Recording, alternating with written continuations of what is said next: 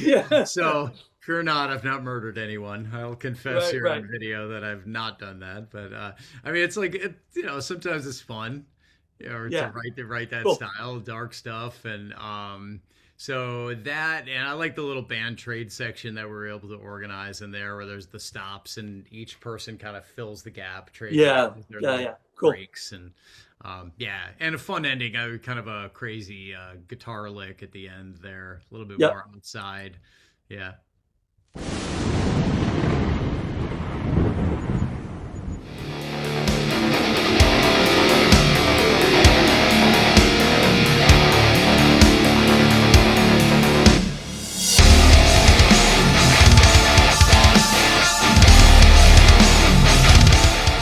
Hey everyone, this is Ryan with Ethereal Metal here, and I'm joined by the man, the Riffs, the legend himself, Joel Hoekstra. Joel, welcome. Now I've got to ask first, after all the years of playing Whitesnake, TSO, Share, and filling in with Accept, are you ever allowed to just play a solo for yourself, or is it always for someone else's spotlight? No, of course I'm allowed to play solo for myself.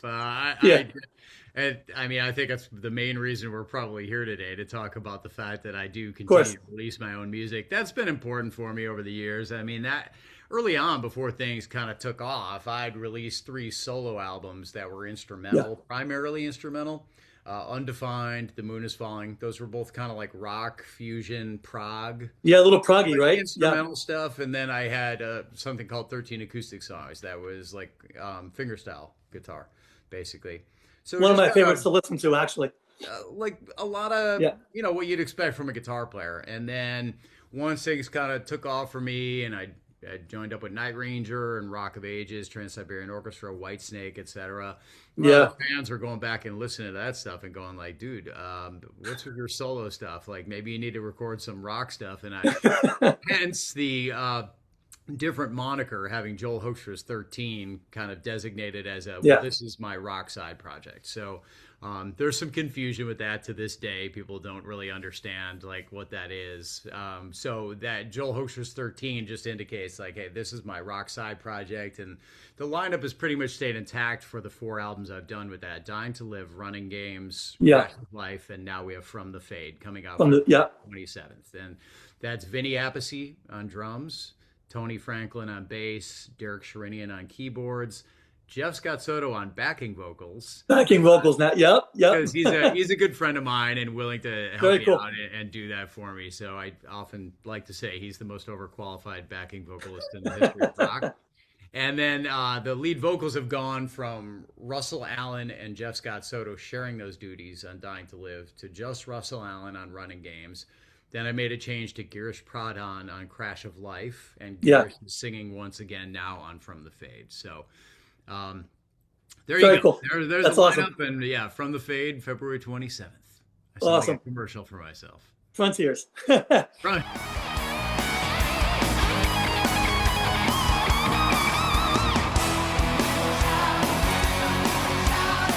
Please welcome guest. One question before we get into the album. You played guitar for the hair metal episode of Dancing with the Stars. Yeah. Wild setting for your riffs. What was that like, taking your guitar work to primetime TV while it was being performed as well? I mean, I had a lot of fun. It was crazy. It was chaotic. I was kind of Yeah. terrified. There's like millions of people watching. Yep. But luckily, like right in that window there, I had a few of those. I mean, I played with Cher at her Rock and Roll Hall of Fame induction, and that was Exactly. live. And Yeah. then I played with her on the SNL 50 homecoming concert. So all three of those were national TV within about I think a 4 or 5 month period or something like Nice. that. Yeah. So yeah, I mean that always makes you really nervous, man. But the Yeah. Dancing with the Stars thing was kind of crazy because my amp was out in the hallway, and so in the where they shoot the episode, I only have my wireless and my guitar, Yeah. and that means no pedal board. No pedals or Like, anything. yeah, I mean it's Yeah. all in the closet with the amp. Exactly. So you're just kind of like, praying for your life out there that everything goes well.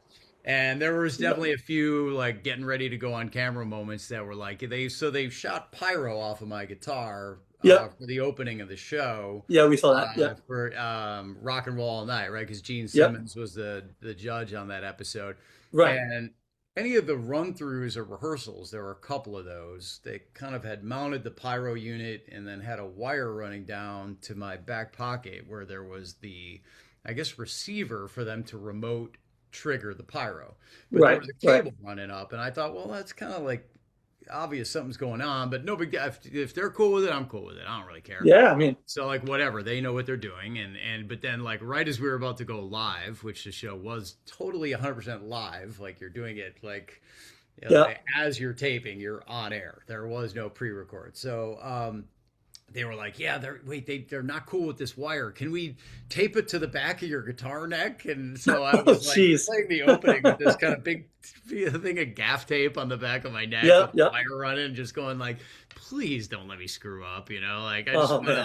like just want to get through and sound decent on this. There was a couple moments like that. I know Nice. with Here I Go Again, where they initially I was down on the stage and then they were like, you know, that looks really cool. We have this car out there for the dancers. What if we put you on the car? And I'm like, okay, cool. So when we did it in rehearsals, there was this tarp on there so I wouldn't lose my footing. Yeah, yeah. Because I had these stage shoes on that were kind of slippery. They didn't have a lot of traction.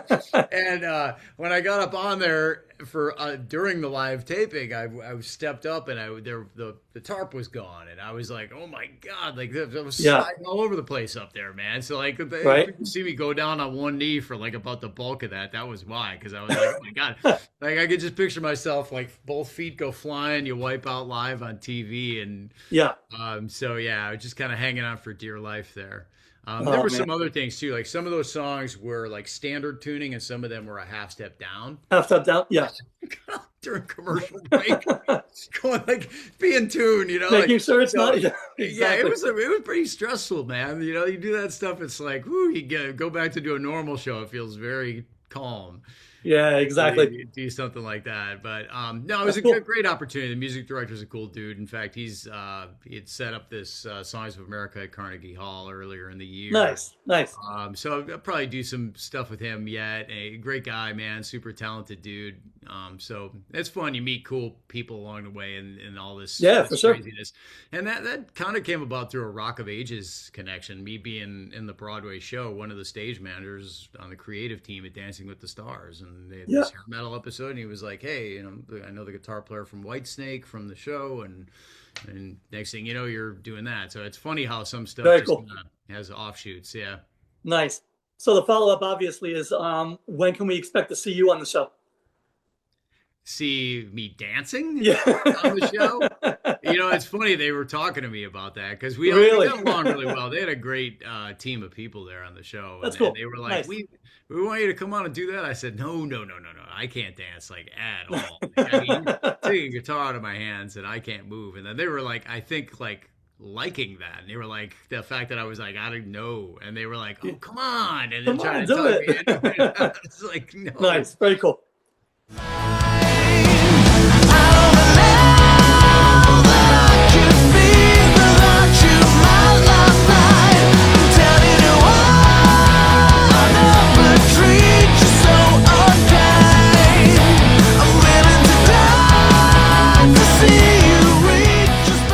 So jumping into the album, it leans a lot heavier than previous releases. Crash of Life was actually my first experience with Joel Hoekstra's 13.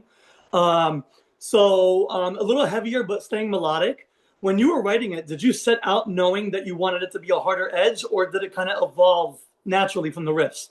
No, I think the only two differences that maybe led to that being the case is that Crash of Life. So I write the lyrics and the vocal melodies on these two. It's not just the guitar riffs. That's Yeah, why I yep. do these. It's like a great creative outlet. It's not really a money making endeavor or like something that I'm shooting for commercial success. Like I'm just Sure. Yeah. It's more or less just from my body of work over the course of my career where I've released my own music while I've had the opportunity to gig. So anyway, the vocal melodies are written a little bit more for Girish this time to do some of his screams. Yeah, Yeah. you know, he's amazing at that stuff. So I wrote a little bit more of that into it in terms of the vocal melodies. And then I think the guitar riffs themselves might have come from me filling in with Accept during that period, which is, you know, probably the most metal, straight ahead metal gig I've Yeah. ever done. And that was Not by design, just kind of. So I just sat down to like write the guitar riffs, and that's what was coming out. So I rolled with it. Very cool. And then so the opening song, You Can Give, kind of opens the album, but the first single that we were introduced to, The Fall, gives that huge taste of the record's energy with the riffs that you were just talking about, kind of inspired Queensrÿche and Dokken. When you were tracking it, did you realize that it would set the tone for how people perceive the rest of the album from the Fade? And that's always the problem when you're trying to promote an album. Yeah. Every single that you release, everybody thinks all the songs are going to sound like that. And you have to like talk them down, like, hey, man, like it's like, Lifeline is the most recent single, and that's really straight ahead. I just want for really sure. melodic, like straight ahead. Like there's, the riffs are not like me gunning for complex in the slightest. It's me For gunning sure. for like a hooky song, leaning more into the melody than the heaviness. And so when people hear that one first, oh man, come on, I wish the album was like something heavier. And it's like, no, there's heavier on it. And Just the first taste. Yeah. it's gonna be a little more adventurous. So it For always sure. depends on what song people hear first, where they always tend to overreact. And Yep. yeah, Yeah. it's tough to do that, especially when albums have a really diverse sound. And I think the more focused sounding albums in terms of style would be Running Games and now this one From the Fade. It's Yeah. pretty consistent. I mean, there's like a couple of the songs like Lifeline. There's like another song on there that's like that, a little bit more like leaning into the melody end, not the metal end. Um, but Dying to Live was all over the place. I mean, Yeah, definitely it is. I Yeah. took the bonus track "Killer Be Killed" was Kill or kind be of killed. like, I mean, Yep. that was like almost like Metallica inspired in spots, and it was like, Yeah, okay, for so sure. by the time I was going there all the way to like What We Believe or like Start Again, I was like, boy, this is like a huge span, which personally I'm totally cool with, because that's just showing my influences and what I like. Yeah, um, 100%. Yeah. and so, and I feel like Crash of Life ended up a bit that way as well. There's stuff on there that was kind of like AC/DC influenced, and some of the stuff was kind of Zeppelin influenced, but then there was a lot Yeah. of standard kind of Dio-ish, Foreigner-ish, Foreigner. whatever. Yeah. Yeah. Cool. And I know you mentioned, and I was going to say also that a lot of the riffs for the album was while you were filling in for Accept, which gave it that extra bite. Do you feel that the high energy touring is what influenced the approach, or was it more kind of just the timing that you had to write it? Yeah, I couldn't really answer that. I mean, so my approach was to just write one every night. All the other albums, I've dug into some pre-existing stuff. I've gone back, especially Dying to Live, because that being the Yeah. first one, there was some stuff where it was like, hey, that never got used and it should have. And every album, there's been, I'd say, maybe 3 or 4 of those. The songs that you're hearing were stuff that like I was writing for somebody else, and they didn't use it. And I was like, hey, man, that could have been cool. This one, it came that moment where I was like, I can dig, and I was like, you know what, screw it. I'm just gonna like clean Yeah. slate on this one. So I'm just gonna write a guitar riff and have a song form at the end of me jamming on it every night. So when it comes to getting these things done, that's how I operate. I just try to like, set myself to a schedule and stick to it. So every night I sat down and I wrote one of these songs, and they were, I really in the song form by the time I was done. And then Nice. I spend a night where it's like I get those, maybe one a night, I get it into Pro Tools, and then for Vinny, and then I'll write the melodies.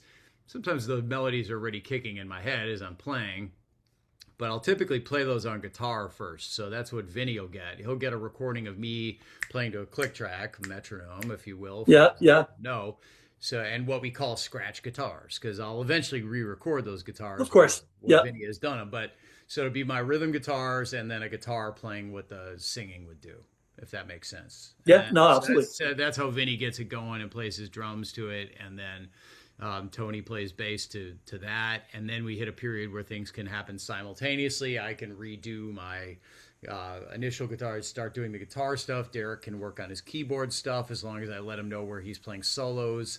And Girish can start working on singing. Now, obviously, the one thing that has to happen in a certain order is that Jeff needs to sing backing vocals after Girish sings lead vocals. Yeah.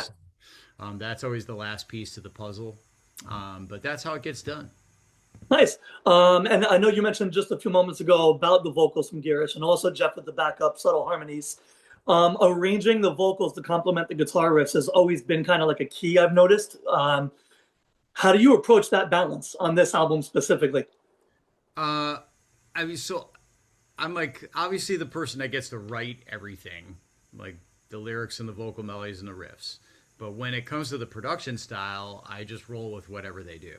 So Nice. whatever Vinny plays is what's on there. So he plays like himself. There's maybe like a time or two during an album where I'll say, "Hey, that this one part I was hearing it more like this," and but that's about it. And Tony, I don't think I've ever one time asked Tony to change anything. Like everything is just exactly like he plays on it, and I'm like, "Yeah, it sounds killer." And same with Derek. I don't think I've ever asked Derek to do anything differently.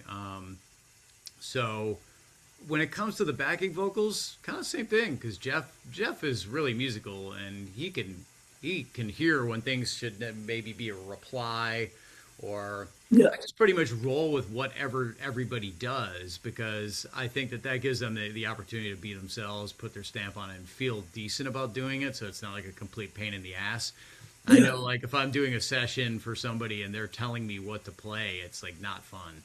So Right. Right. you know, it's you want to be the right guy for the session. If you are, you should be the guy who is playing what they want to hear to begin with. Nice. And would you say throughout that process, were there any vocal arrangements that maybe were slightly changed because of that freedom? Yeah, I mean, I think there's definitely things come out differently than I would expect. Nice. But that's part of it, though. That's part of the fun. Of course. Yeah. Yeah, I mean, you gotta go with some of that, unless you're going to be the guy who's going to perform it all. Then yeah, certain things like aren't exactly like you picture. There's been plenty of songs like that. Like if you take Through the Night is a great example off of Crash of Life, where I pictured that being like something that was like Vinny's playing the last part of the song, where it's like I pictured it Yep. more like a pop song.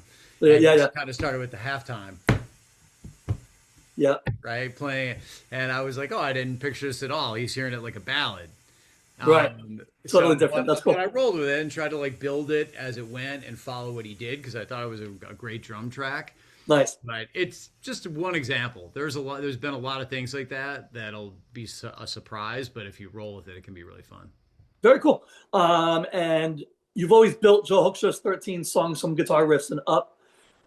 With From the Fade, how did you approach the shape of the dynamics, the flow, and the emotional core of the tracks? Yeah, that kind of comes as the song takes shape, like what the mood is with the lyric, or the melody. It's funny. This stuff kind of like writes itself in a way when you understand what a good part is. If there's the gap between the vocal, there can be a hook in that gap. Yeah. That's a lot of what playing in a band is like, where you figure out, even down to a riff. If I think about, okay, like here's the part where there's not movement. Well, there's the vocal movement. Like if a vocal part's gonna Right. sing, you don't want to be like wrenches in a dryer with everybody, like fighting for the attention. So a lot of times that's when you have the chord that sits, or two chords that sit, or some kind of space for the vocal to sing over. And then you can play response or not, like sometimes that response can just be like a lead fill if it's just chords, but you learn to figure out like how active something should be. Generally speaking, I think the way that works in any kind of band setting, I could use the geeky term like ensemble setting. Ensemble. Anytime you're working with other musicians, generally speaking, when somebody has a really active part, like that means your part shouldn't be so active. Yeah. That's how bands gel. I mean, you could Absolutely. look at Rush. That's a great example. Like Alex Lifeson, it wouldn't have been Rush if the guitar player played a million notes. He found his sustained chords. Right. Just sustaining chords Gave and the rhythm section room to breathe. for sure. So you kind of figure out what's the right thing to play a lot based on that. Yeah, very cool.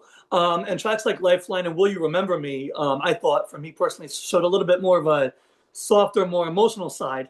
How do you approach blending those more emotional, softer sides with heavier tracks and maintain a cohesive flow throughout? I think a lot of that is not getting too far off the plot in terms of guitar sounds for me a lot of times, or just if everybody's got a consistent sound, like if Vinny has recorded on the same drum set and with the same mics, etc. Tony's recorded with the same. Then there's consistency just off of the sonic end of things. Sure. So I try not to get too far off the plot and go like, let me use this guitar and this amp and make it totally different. I try to make it like, let's keep it simple in terms of that. So there's some cohesiveness when you listen to the record. But that being said, I feel like the record just needed a little bit of that. Those came later in it. There was a lot of the heavier stuff was coming out of me, and I was like, yeah, well, I better get a couple like kind of catchy, more poppy tunes. Otherwise, the people that prefer that side, and often those are the most popular songs on these records. Like, you know, Until I Left You is like the most popular one off Dying to Live, and that's definitely the poppiest one. Yeah, like kind of sure. like and Hard to Say Goodbye off of Running But, Games yeah. too. Same deal. Like, Yeah. so those tend to be the ones that people are like, hey, that's what we like. So it's like, I don't know if I want to release an album without anything like that. It's For sure. like, Yeah. So anyway, that's kind of how it went down. But a lot of the stuff was more like The End of Me was one of the first ones, thinking kind of Sabbathy and dark, and like Yeah. there was a lot of stuff like that coming out. Nice. And then as it went, it was like, all right, like, dude, you need a couple on this record that are, I'm trying to think what else is, All I Do. All I Do is, like a little more of a poppy chorus, commercial sounding chorus, Quite the Ride. So a lot of that stuff came towards the end of it, where it was like, I need to round this out a little bit. Yeah. And also, did any song surprise you when it went from, say, like a scratch or a demo version to the final product? Yeah, always. I mean, like I said, people play different stuff, and the mix can be a big part of that too.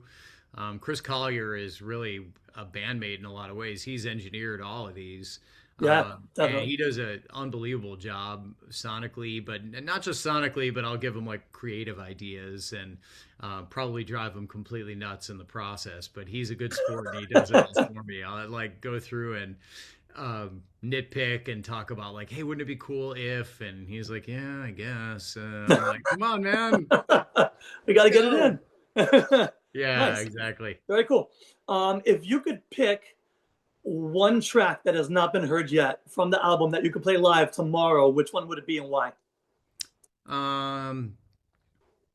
Well, I like Misunderstood a lot on it. Cool. That's a cool one. It's kind of a funny